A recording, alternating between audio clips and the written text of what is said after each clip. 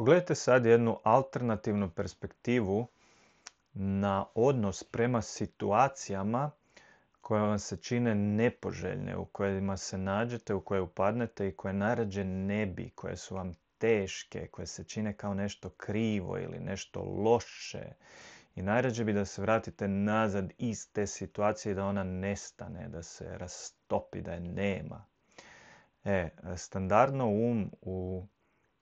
u tom momentu stvara jaki otpor prema tome šta se zbiva i naravno onda se zapetljavate u te otpore sve više i više i iz tog stanja se tek ne možete izvući, naći jasnoću. Međutim, postoji jedno pitanje koje se uvijek možete zapitati, a to je ko bi vi bili, koja verzija vas bi bila ta koja je u miru i sa tom situacijom, i sa tom okolnošću.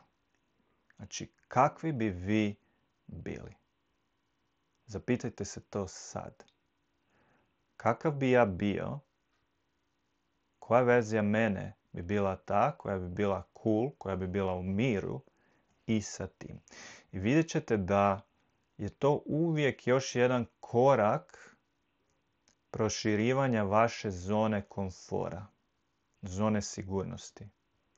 Drugim riječima, oslobađanja vašeg bića od mentalnih programa koji stvaraju ograničenje, strahove, brige i sl.